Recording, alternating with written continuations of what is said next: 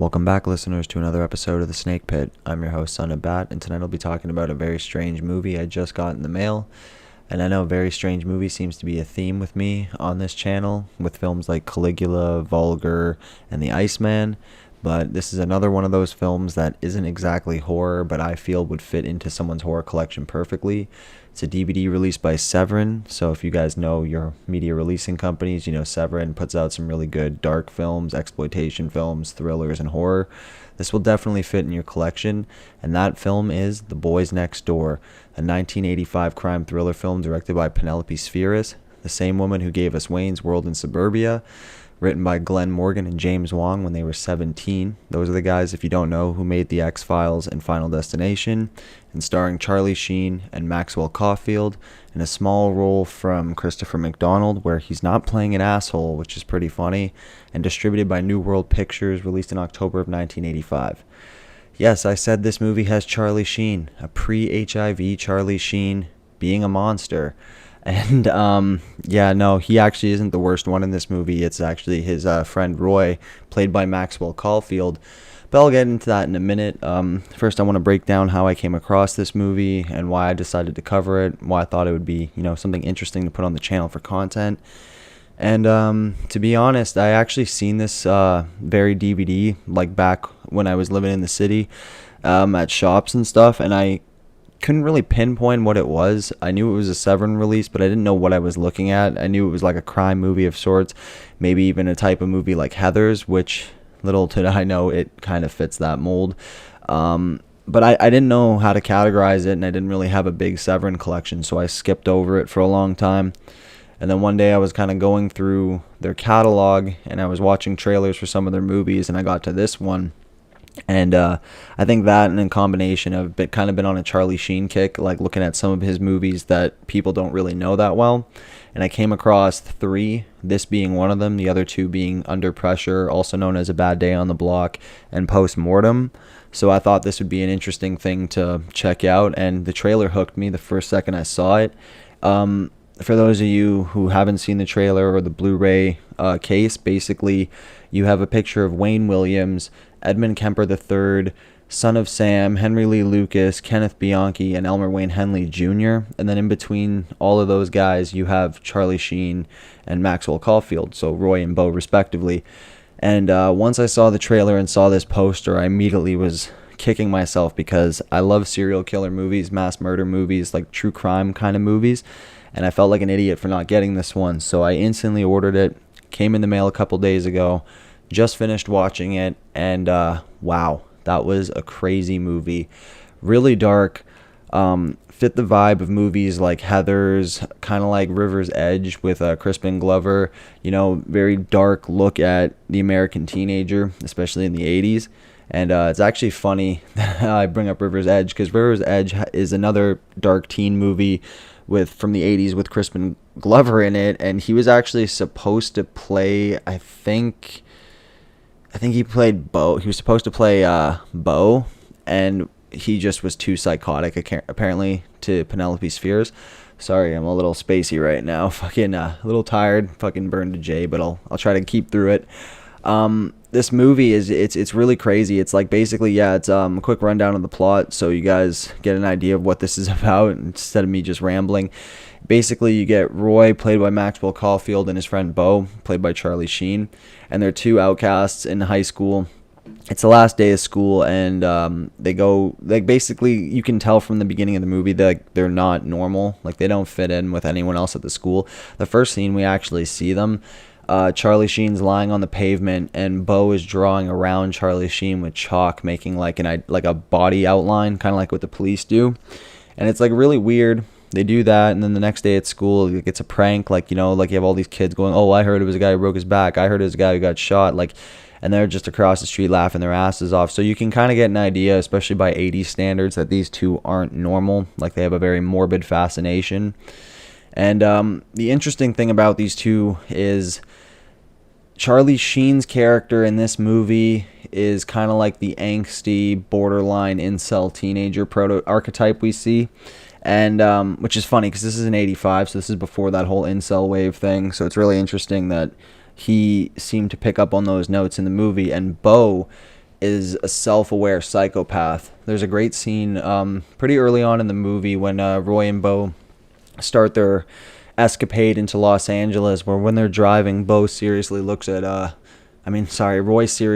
Bo, and he tells him, like, I got something inside me, and like Bo's like, what, like cancer?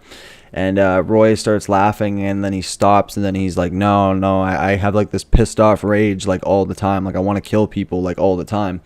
So Roy is essentially a budding serial killer in the making, which is why the serial killers I mentioned earlier got mentioned in the trailer and on the poster. And even in the beginning of the movie, I forgot to mention, fucking so much to cover in this, but in the beginning of the movie, before anything starts, we get with the title crawl, like all the serial killers I named, and you get voiceovers talking about what these people are like, what they do, you know, like the kind of rundown on what a serial killer is. Because keep in mind, 85 like was a pretty big boom of serial killers in the United States. So they were kind of I won't want to say capitalizing, but they were bringing awareness to this issue more, which you don't really see with a lot of movies or a lot of mainstream ones. Like, this is a very underground type movie.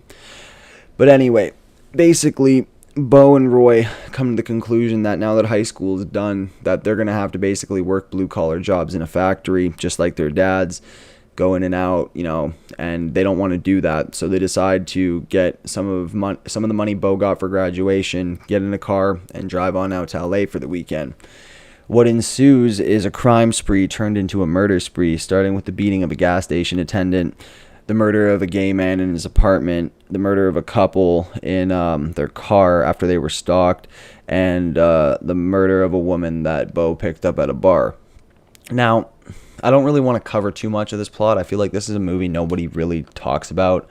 You know, it's really good. I actually really enjoyed it. I think more people should see this movie, especially if you want to see a young pre-HIV Charlie Sheen be a psychopath with his buddy Maxwell Caulfield. It's a good movie. Penelope Spheris is an amazing director.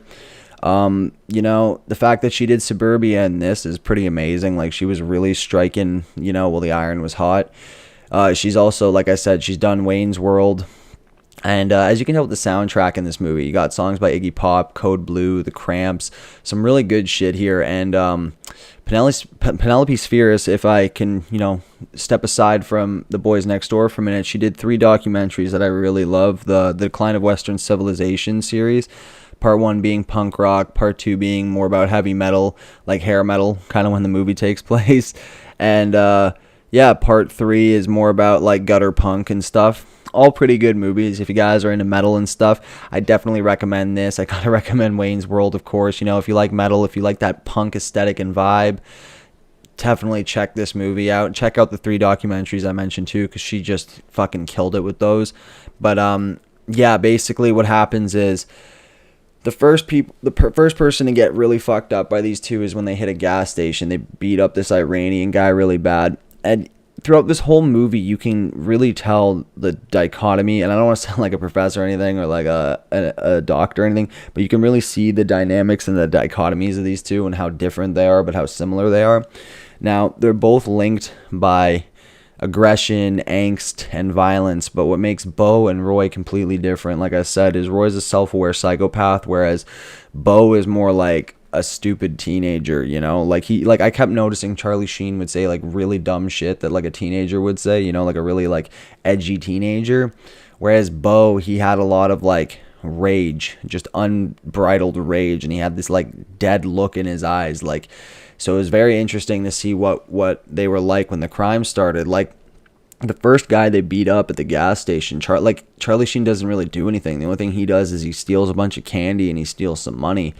And Bo is the one who really beats the shit out of this guy. And basically, while all these crimes are going on, Christopher McDonald and this older cop are on the trail of them. And it was really funny because Christopher McDonald, like, if you guys know your movies, he played Shooter McGavin in Happy Gilmore, and he also played like another one I can think. He always plays an asshole in all the movies he's in, but like the 2 that I remember the most are Shooter McGavin, and he played like Eric Stifler's dad in like the American Pie spinoffs. So this guy usually plays a scumbag in everything he's in, but he's actually like a good cop in this movie, and I couldn't even tell it was him for a couple instances, you know what I mean? Like he just doesn't, he looks way younger. That's the best way I can put it. And Oh yeah, no, there was another thing too. Right after the gas station attendant, they go to drink some beers by the beach, and there's like a Rastafarian smoking weed on the boardwalk, and there's like this old white woman just like bitching at him about it, and like there's a group of younger people bitching at the older lady for bitching at the Rasta for smoking weed. And another instance of fucking Roy's psychotic behavior, he just looks at Bo and he goes, hey, it's party time. And he whips his empty beer bottle in the air and it just fucking winds up and clocks this old lady in the face. What results in this is three women in bikinis basically chase them down to their car. And they call them a gay slur, which really pisses Roy off, to the point that he tries to run them down with his car, and one of them gets on the hood of the car, and they pretty much roll her off, and then they go on to the next, which was, I believe, the gay guy at the bar. So, like, the other thing with Roy, too, is, like, we don't know why he's the way he is. I mean, we get a glimpse of his family, or his dad, I should say, who's just a mute to him, doesn't acknowledge him at all, just drinking beers, watching TV, so much so that Roy, like, will speak in lieu of his father and then answer kind of on like a Norman Bates tip. Although his dad's not dead, he's just not paying attention to him, which is like pretty fucking depressing. But there's that, and then there's the whole thing about like, I don't know, like I couldn't tell if this guy was so pissed off because he was like gay or something like that and he was just repressing it, or if he was like just a sadist and he was just into hurting people. Like, you never really know why this guy is so angry and why he's killing people, which I think kind of makes the movie a little bit more scarier, like in the sense that like there's not always a reason, right, for people snapping in a lot of these mass murder cases. So I think that kind of like, you know, there's implications as to why he's the way he is, but there's no definitive explanation, which I thought was really smart of Penelope Spheris to do, because she didn't humanize these guys. Like, she humanized them enough that you could be like, holy shit, like this is real enough, but she didn't make you sympathetic to them. Like, even though Charlie Sheen's the lesser of two evils in this movie, he's still an unlikable person. He's going along with Roy this whole time. People get murdered. He doesn't even really intervene. He doesn't intervene until the couple in the car gets shot. And it's only because the couple they're stalking, it's mainly because of the woman. Charlie Sheen's like very attracted to her because she looks like a girl from their high school who blew them off at the party earlier in the movie. So like they go up to the car, Bo shoots the guy, and then Charlie Sheen's begging him. Roy and Bo, I keep fucking these names up. Roy shoots the guy in the car. Charlie Sheen's Bo is basically freaking the fuck out, begging him not to shoot the woman, and he fucking does. He just shoots her.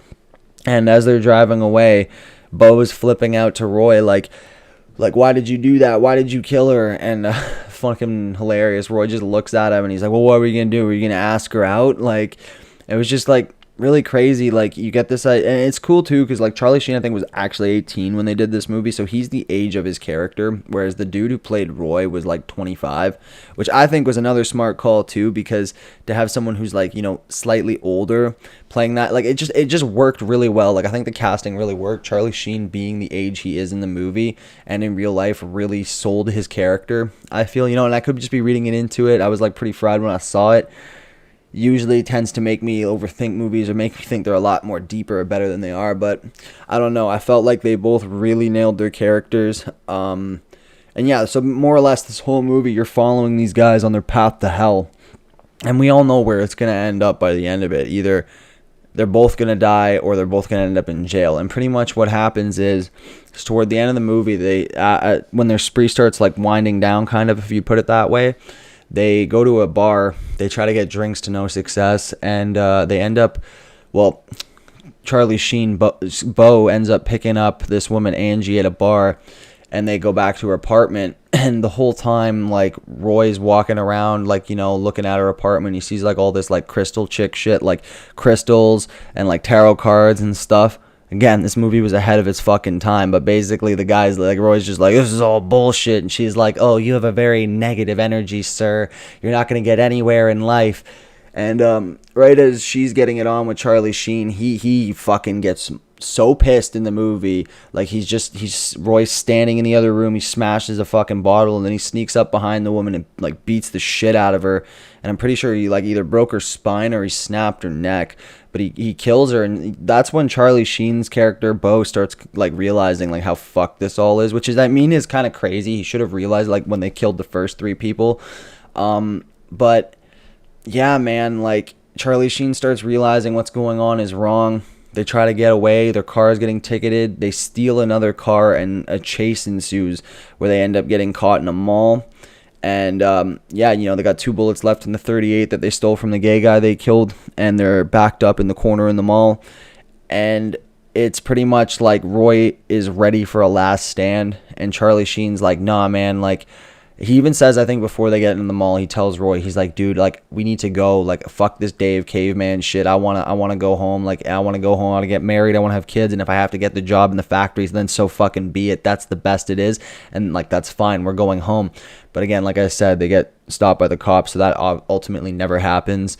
And it's kind of crazy. It shows you the naivety of them as kids, because they really did think that they could just get away after doing all this crazy shit and go back to like butt fuck nowhere from where they were from and really pick up their lives like nothing happened. Like, these guys went on a fucking total spree, but yet they were still convinced up until the end, even when the doors were all barricaded, the dogs were searching, and there was cops on every corner, that there was still a chance of them getting out. And I think at the very end, Bo kind of realizes like they're fucked. So he basically just, spoiler alert, takes the gun and he shoots Roy. And the film ends with the police outlining Roy, like how Roy was outlining Bo at the beginning of the movie with the chalk. And the last thing said in the movie is Christopher McDonald asking him, like, why did you kill your friend? And Charlie Sheen just says, because I had to.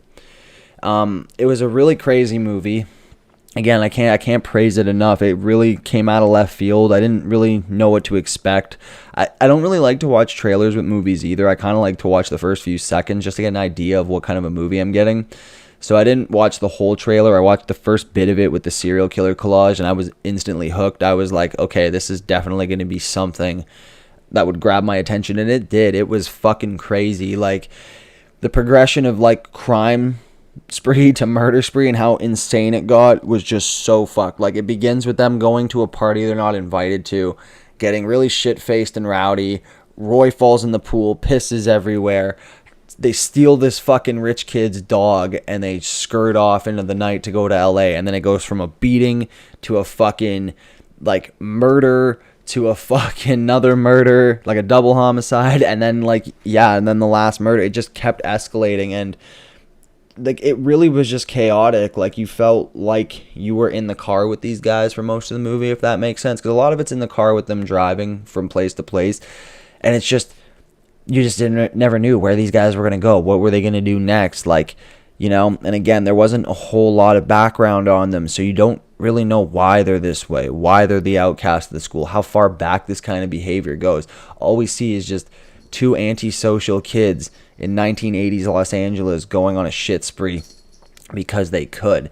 And, I don't know if Penelope Spheris saw into the future or anything. I don't want to get too political or moral or anything, but I feel like this movie is way ahead of its time. It covers a lot of topics that are more prevalent today, such as youth killers, spree killers, mass shootings, stuff like that. It wasn't really like a mass shooting with an assault rifle. They used a 38 through the whole movie, but just the idea of like the local boys next door going around on a killing spree. It's like something we're seeing a lot of today. Again, this movie, like Suburbia, the movie she did before this one, another very poignant look at the subcultures and lifestyles that normals didn't want to really pay attention to in that time period. And still to this day, that's why I categorize this as a movie kind of like Heathers or River's Edge, or maybe even Kids, or like Bully or something like that. I feel like this really ties with something like Bully, and I actually hope to cover that one time soon. So, maybe not get ahead of myself, but this is definitely one of those dark teenager from hell movies, and I definitely recommend it to anybody out there who's into true crime type movies, anyone who's into like serial killer movies, anyone who's into like twisted coming of age movies, if that's even a subgenre. Well, if it isn't, I made it right now. Fuck it.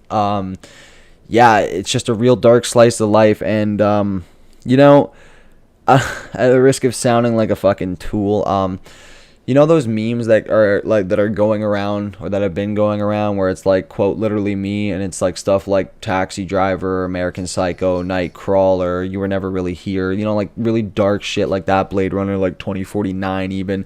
I feel like this movie's kind of like that, in the sense that, but this predates all of them, well, except for Taxi Driver, fucking idiot. But this is like one of those movies where I feel like people could see it and misconstrued it. I feel like it's like American Psycho, Taxi Driver, those movies, in the sense that it's like, these aren't people to idolize, but these are very real, everyday people that are everywhere. And the more as we as a society ignore this kind of shit and pretend like it's not real, the more these fuckers are gonna start popping up and doing crazier shit. Again, don't want to sound moral or like I'm on a high horse or anything. This is just one of those movies you don't see a lot of. It really had no bullshit to it. There was no political leaning, which was nice. It was just a look at fucking psychopaths, like an unbiased look at two fucking all-American psychos. And yeah, if you guys like Charlie Sheen movies, if you like thrillers, if you like Wayne's World or Suburbia, and you want to see the other stuff she made, I gotta recommend The Boys Next Door from 1985, and also The Decline of Western Civilization Parts 1, 2, and 3. If you guys like metal, this has got some good shit in it. Like I said, from The Cramps, got some punk from Iggy Pop, like some really tight shit. Yeah, another great release by Severin. I just feel like I should have got it sooner. If I were to rate this movie, man, if I were to rate this movie, I'd probably give it a 10, like straight up. It was really good. The direction was just phenomenal. The shots were great. The acting was on point. The violence was intense, but it wasn't too much. I mean, it sounds weird coming from me. I love fucking gore movies and like really fucked up violent movies. But this is one I felt like it didn't need to go over the top to prove its point. Like, the violence it did show was intense enough, you know, and there was good in between dialogues. You got a little bit of insight in between Roy and Bo's heads and got what like they were thinking and shit. And a little bit of a little bit more facts here. The MPAA actually cut the movie down to get an R rating. I assume it would have gotten an X or an NC-17, but really the only things that got cut down were when the gas station attendant got beaten. They shortened the scene a little bit. They kind of muted out a little bit of the sound effects. The murder of Chris, the gay guy in his apartment, they mostly toned the sound effects down to make it less intense. And the scene where Roy basically violently shakes Angie and breaks her neck was heavily cut down. But again, I don't think this is something that really would have changed the movie too badly. I feel like it was perfect the way it was. The shooting deaths looked really fucking painful. They weren't super bloody, but they looked really fucking painful, which, I mean, gets the point across. You know, before I forget, I have a really nasty habit of doing this where I finish a podcast and then I remember some facts that I have notes about and I'm like, oh fuck, I should have said those earlier. So this movie was released in Australia as No Apparent Motive, and the original DVD was actually by Anchor Bay in 2001. Like I said, this is the Severin DVD, and again, great work by them. They always do great releases. Can't praise their work enough. No way is this an endorsement, but you know, if you guys want some good, you know, lower budget, lesser known horror, exploitation, even documentary type movies, check out Severin, because they're always on point with their shit. It's funny though that this is one of Charlie Sheen's earlier movies. Like, this predates Ferris Bueller's Day Off by about 2 years, and it's funny because, like his dad Martin Sheen, in '73, Martin Sheen did a similar movie called Badlands with, I believe, Sissy Spacek. And that movie is pretty much a retelling of the wasteland killings in Nebraska in the 50s, Charles Starkweather and Carol Ann Fugate, which is like really interesting that both Marty and Charlie both fucking did mass murder serial killer movies at the beginning of their career. But what makes Boys Next Door different from Badlands, I guess, at least to Martin Sheen, was it was so, I guess, fucked up, dark, and violent for him that he left a couple murders into the movie on the premiere screening. Like, he straight up did not watch the whole movie. And yeah, that's pretty fucking wild. Again, it's weird too, because Charlie Sheen, like I said, he played the lesser of two evils, I guess you would say in this movie. He kind of just stands there and watches Roy do this shit the whole movie. I mean, there's a couple instances where he's like, yeah, fuck yeah, we got away from him, and he's like hyped up and shit. But again, it all boils down to he's like a stupid teenager, you know what I mean? The gravity of the situation isn't really weighing to him. Plus, they're drinking like the whole fucking movie, so he could be just shit-faced. But like, it's weird because, like, knowing what we know about Charlie Sheen now too in real life, it's just really fucking wild that, like, he was just in this movie playing a teenage psycho when, like, only a couple years later on the set of Lucas, he did some, like, really fucking psychotic shit to Corey Haim. Rest in peace. But yeah, just it's a movie that made me think a lot when I was watching it. That's all I can say. It made me think about real life crime cases. It made me think about, it made me think about movies from the era. Like I said, it made me think of stuff like River's Edge. And it just made me think of, like, yeah, just how random and fucked up mass murders are, especially teenage ones, like there's, again, no apparent motive. So for all this, I would give the movie a 10. It was well acted. It was well put together. Something, like I said, I should have gotten earlier, but I'm glad I did now, and I give it a 10. 10 across the board. High recommend to anyone who likes serial killer, true crime, or dark thriller movies. Yeah, I'm tripping on my words here. Fucking either it's too much doob or a lack of doob. Either way, it was a good one. Hope you guys enjoyed this episode. Don't forget to like, comment, hopefully subscribe. You'll get more content like this in your feed. Until the next one, I'm going to go twist another joint and maybe watch another movie. Peace.